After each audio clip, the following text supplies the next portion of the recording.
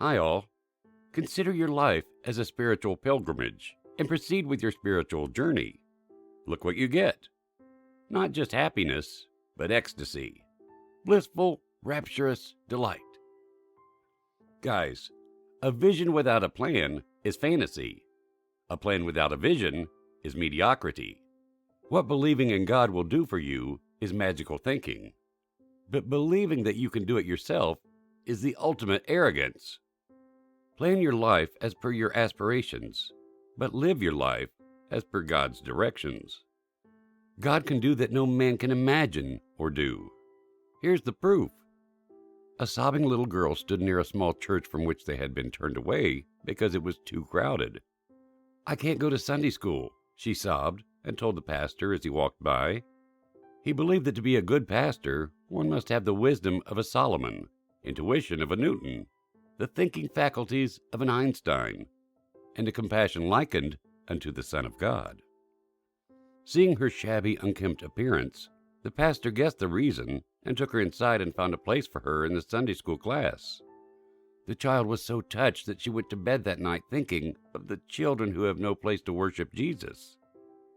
2 years later, this child lay dead in one of the poor tenement buildings, and the parents called for the kind-hearted pastor who had befriended their daughter to handle her final journey to heaven.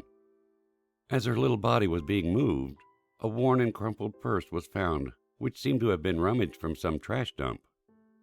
Inside was found 57 cents, and a note scribbled in childish handwriting which read, "This is to help build the little church bigger so more children can go to Sunday school." For 2 years, she had struggled hard, missed meals, and saved 57 cents. This offering of love. This child, when alive, strongly believed that God's words are not just to be heard and repeated. It is to be breathed, lived, and emulated with every action. When the pastor tearfully read that note, he knew instantly what he should do. Carrying this note and the cracked red pocketbook to the pulpit, he told the story of the child's unselfish love and devotion. He also emphasized that love isn't about patronizing charity. It isn't about pity. It's about love. Charity and love are the same.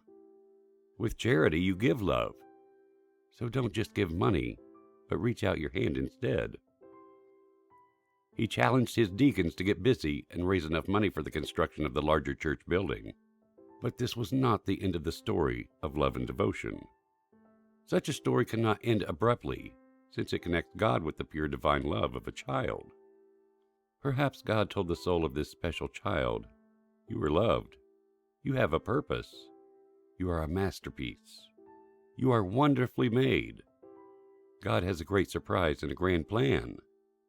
Wait and watch." Let's see what happened. A newspaper learned of the story and published it. It was read by a realtor who offered the church a parcel of land worth many thousands. When told that the church can't pay that much, he offered it for 57 cents. Church members made large donations. Checks came from everywhere. Within 5 years, the little girl's gift increased to $250,000. A huge sum for that period of time, which was near the turn of the century. Her unselfish, divine, and dedicated love had paid large dividends. Perhaps God hints that do what you can do, and God will show up and do what you can't do. When you are seeing the city of Philadelphia, look out for the Temple Baptist Church, with a seating capacity of 3,300, and Temple University, where hundreds of students are trained.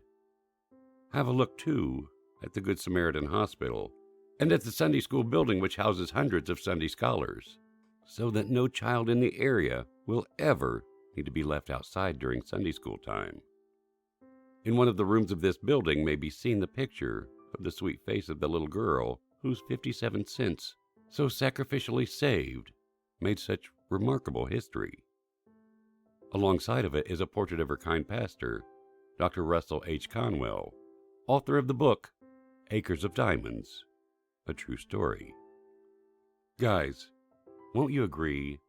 None but God can change a mess into a message, a test into a testimony, a trial into a triumph, a weak moment into a victory. Above all, it goes to show you what God can do with 57 cents. Please like, comment, and share. Join us and change lives. Pleased to have you around. Blessed we are to get connected with you.